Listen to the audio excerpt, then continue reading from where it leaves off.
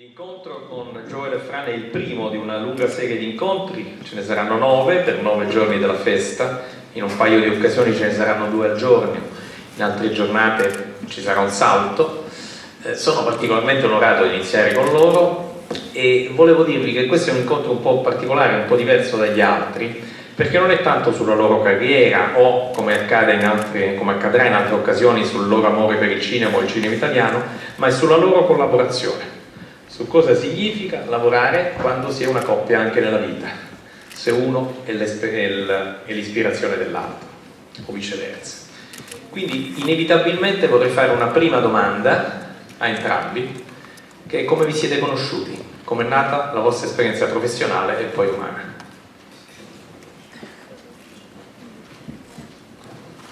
Well, we met in a conference room in New York where we were casting our first movie, Blood Simple. The question was, how did we meet? It was at the end of a long process of meeting lots and lots and lots of actors for one specific part, the part that Fran ended up playing, and she came in very late in the process when we had sort of actually given up pretty much on meeting anyone in New York and thought we might cast the part in Texas. You actually offered it to someone else. Well, no, that's not true. Almost offered it. What do you mean by almost offered? Can you elaborate this? No, we didn't. We had asked the actress Holly Hunter to come in. We were interested in talking to her because we'd seen her in a play on Broadway called Crimes of the Heart. And Holly came in. I'm not quite sure why, because she came in and she said, you know, I can't do this part even if you want me to, because I'm committed to another play. But she went home and told her roommate that she should come in and meet us. And her roommate at the time was Fran. So I found out about it through Holly and went in, and they only gave me the scenes. They only gave me some scenes that my character Abby was in, but not the whole script. So I didn't really know what it was about. Read the scenes, they liked me. They asked me to come back later that afternoon, and I said I couldn't because my boyfriend at the time was on a soap opera, his first acting job. He had 2 lines, and I said I can't come in. I have to watch my boyfriend on TV. And they said, okay, could you come back at 4 instead of 2? And I said, sure. And that's why I got the job, right? That's what you've always said. Because I said no. That's part of the reason. What is the other part? Well, the other part was that she was very good in the scene. Posso chiedere adesso se Joel, che è il regista della coppia, scrive quando lavorano insieme un ruolo femminile pensando a Fran, ovvero se invece scrive un ruolo e poi Fran fa magari un provino e lo interpreta. I'm sorry, I missed the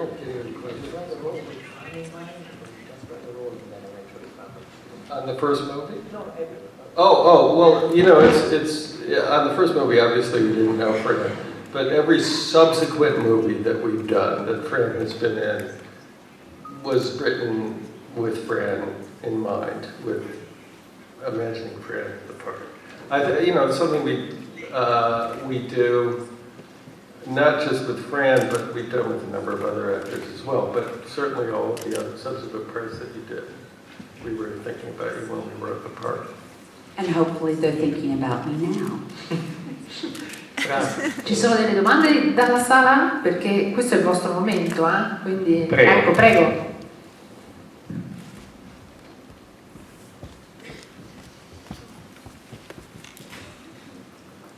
None? Somebody Yes. I was far away.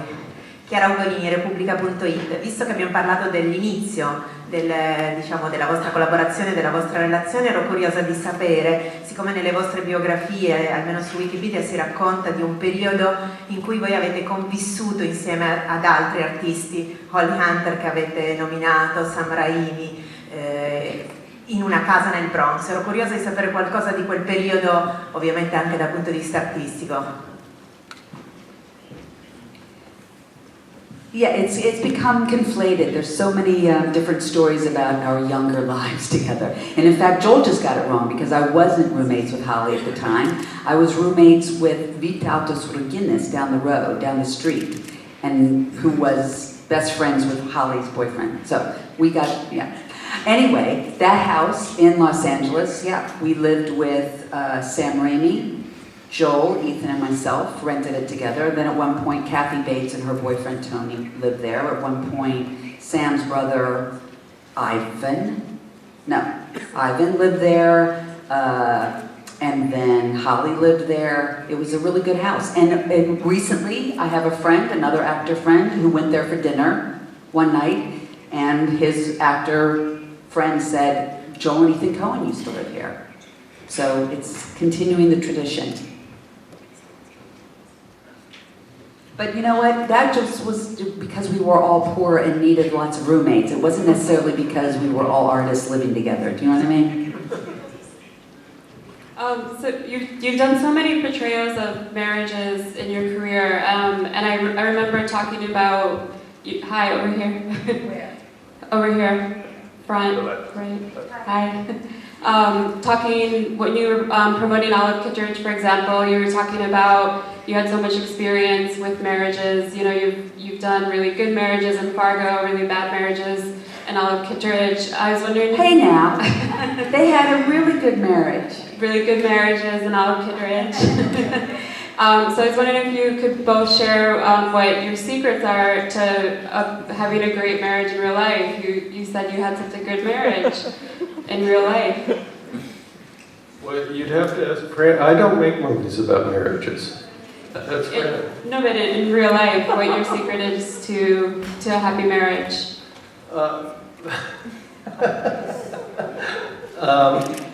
Don't feel any pressure, darling. Yes.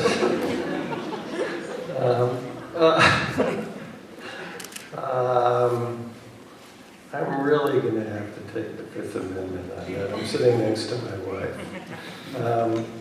Why don't you take that, Fran? Well, I will, honey. The having stories to tell each other.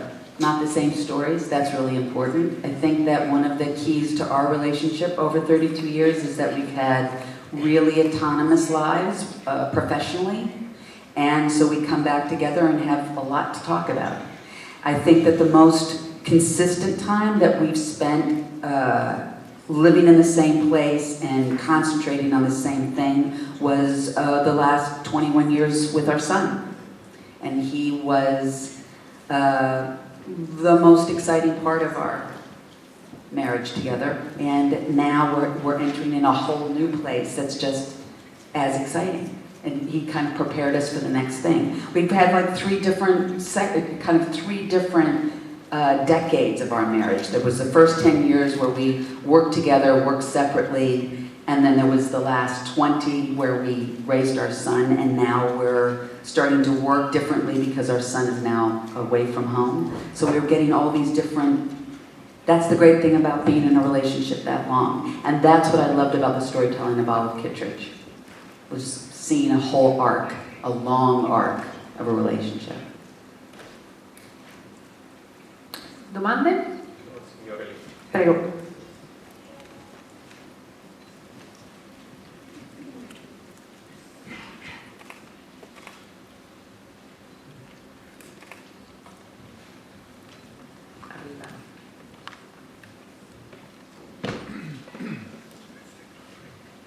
Buongiorno, Roberto Frigio del Corriere Cinema. Intanto una domanda, anche una battuta. Quanto tempo ci avete messo per decidere di venire a fare, diciamo, questa vacanza incontro qui a Roma quando avete ricevuto l'invito? E poi invece sapere il rapporto da parte di Frances con il cognato, che sono molto curioso.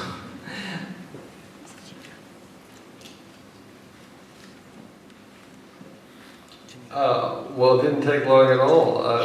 The fact that Antonia was going to be here at the festival this year as the director of the festival was really as soon as we knew that, we wanted to come and be part of it.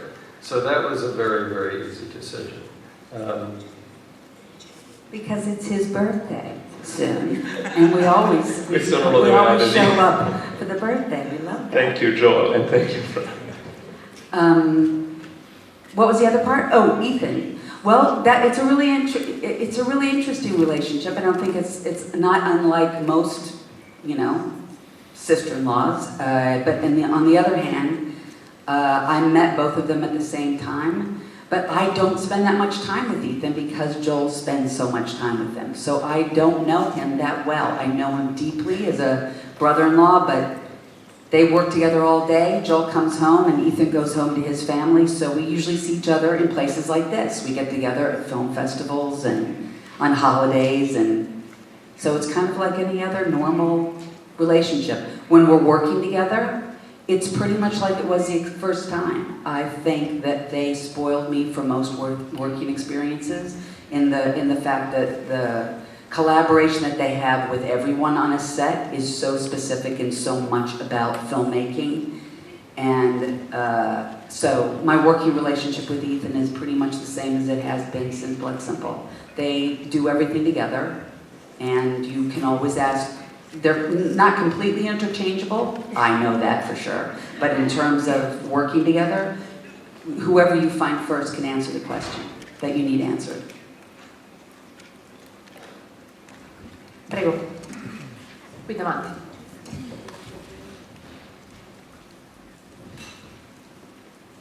Salve, Capello Mosullo, parere dell'ingegnere. Siamo sempre, noi giornalisti, siamo sempre molto incuriositi da questi sodalizi che sono sia artistici e sia meta-artistici, e quindi anche in qualche modo sulla difficoltà, no, di mantenere questi così a lungo questi rapporti in un mestiere che non è un mestiere ordinario, è un mestiere abbastanza straordinario. Quindi per esempio non c'è mai il sentimento della gelosia, non so, quando magari Frances si trova con Sean Penn in un film del nostro Sorrentino o in altre occasioni, eccetera. Tutto è liscio, tutto va bene?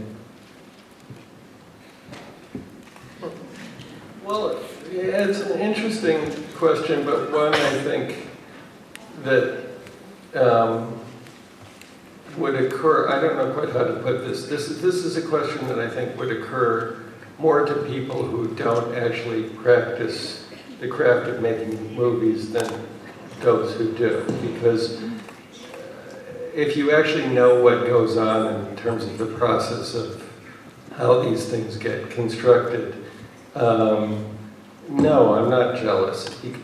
You're aware that it's a job you go in to do, and you're aware of what dynamics on the set can lead to other things, but you also know essentially what the job is when somebody's on screen romantically involved with another character. It's make-believe, and your job is to sort of make that make-believe believable as the real thing to an audience, but you can see what happens behind the curtain. So I think the simple answer to that is no. The business imposes other sort of challenges to a relationship, I think, but they have more to do with the sort of exigencies of time, things Fran mentioned earlier, the fact that you have to spend a lot of time apart, the fact that you have to manage a home life which doesn't conform to sort of a normal schedule, long absences, that sort of thing. But in terms of one or the other of us going off and spending a lot of time, or being involved sort of as a part with another partner, no, that doesn't happen. He's smarter than that. But we both are. But I have to say, if anything, there hasn't been jealousy in terms of other women, other people. It's more, it's not jealousy, it's envy. There have been periods of our time together in our relationship where I've really envied the power that Joel has, because his work is self-generated. He doesn't have to wait for someone else to give him a job. He has to wait for someone else to give him the money to make a film, perhaps. But my job was always about waiting for someone to give me the job, to give me the work. And I would envy his being able to start that process sooner. Now that I'm starting to produce, I understand that there's a lot more to that than meets the eye. It's a lot more difficult. C'è spazio forse per ancora una domanda lì? Due, comunque ci provo. La prima è sul prossimo film, è un po' che non lavoravate insieme, quindi che cosa potete raccontarci su Ave Cesare? E poi l'altra cosa riguarda Fargo. Qui verrà presentata la seconda stagione della serie. So che avete dei punti di vista un po' diversi sulla televisione, quindi ero curiosa di sapere cosa pensate voi della nuova wave delle serie televisive. Grazie. What, are you asking specifically about Fargo? Because we don't have anything to do with it. Okay, but in terms of television, for me, as a female performer, it's opened up a whole new world for me in terms of work, because for several reasons, because there's more of it and therefore they need more female actors, so they're coming to and using more of us. It's steadier work, so it's offering women a lot more control of their lives than film and theater has in the past. But also, it's I found with Olive Kittredge, the idea of telling a female story over 4 hours is a lot better than 90 minutes. I just feel that you can tell a female story better in that amount of time. So I think just from a storytelling point of view, long format television is really great. It's basically getting to make a 4-hour movie and people watch it as they want to over however long a period of time they want to. Joel's never worked in television, but do you have any feelings about it? Would you want to? Well, I don't watch television, to be quite honest with you. I don't even go to the movies that much anymore. So the short answer is no. My brother and I practice a sort of, in the visual medium of sort of visual storytelling, which encompasses television and short films and feature-length films and 4-hour miniseries and 7-year continuing, it encompasses everything. We happen to practice something which is congenial to our kind of storytelling, which happens to fit a fairly conventional 1.5 to 2-hour form. That's what we end up writing in. That's what the stories we end up thinking about seem to want to take, for the most part, that sort of shape. However, the cowboy stories that you're thinking about doing kind of leans... We have written shorts. So our predilection is towards shorter things as opposed to longer things. Even our movies are fairly short in length. They tend to be about 90 minutes. The longest movie we've made is probably about 2 hours and 5 minutes. And we've written lots of shorts. So we're kind of going the other way, in a strange way. I don't have anything against television, except I'm not, the smaller the format that you watch something on. If you start with a feature film, which is projected 80 feet wide and has huge sort of beautiful sound in the theater like this, you go down to TV, much as home theaters have become very sophisticated now, it's not the same thing. You go down from that to your computer, to your iPad, and to your phone. And I've said before, and people think I'm kidding, it's, someone asked me what I felt about TV, and I said, well, is the question, how do I feel about watching Lawrence of Arabia on an iPhone? I'm not very interested in that. I'm not very interested in the format being reduced to a very, very small size. As a filmmaker, you labor over all of these details to the sort of most minute degree. And the things that you're laboring over are best appreciated in a movie theater. not on a computer, and not even on a TV screen. So I'm, I would say, spoiled that way, but in a way I'm used to that. I think the question, I think it's taking up a lot of our time now. The idea of film versus television, and is it the grand age of TV, and is film are people not going to films anymore? I think the conversation really is, how do you tell a story, and how do you tell a story on film? Because like Olive Kittredge, it was a miniseries for HBO, but we shot it on film. It was shot by a DP that only has made films in the past. We were all concerned with it being the quality of all the films we'd ever done in the past. So it's about the quality of the work, like Joel's saying, and technically how you use what's available to you, not whether it's television or film. That breaks it down to who's paying for it and how it's shown, maybe. But audiences are choosing to watch 4 6-hour, whole seasons of television shows in a weekend at home. So it's not necessarily whether it's television or film. I think it's just about the quality of the filmmaking, period, and how audiences watch it, and how festivals start to show it. I mean, is this the first time Rome has had television shows in the...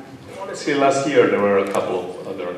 Well, because they need to be I would say watched. one other thing, which is just to contradict completely what I said before. But that's, I'm up here so I get to contradict myself. The contradiction is that my earliest experience with watching movies was on television when I was a kid. Most of the movies I saw up until my teenage years, I saw on a small black and white screen on television, interrupted by commercials. And those experiences of watching those movies are just as profound as the experiences I've had in movie theaters.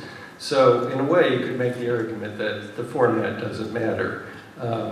It could be I've just become spoiled in terms of the experience in the theater.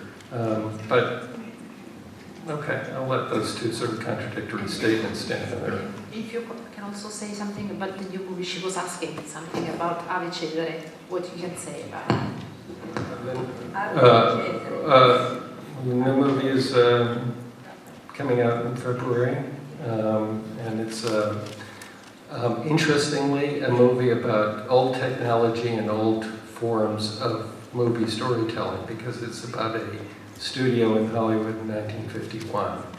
And you see various movies that are being made in this fictitious studio as the film progresses. So, in a way, in certain respects, the movie is about looking backwards at the old way of making movies as opposed to looking forwards to the things that were mentioned here in terms of TV and all the rest.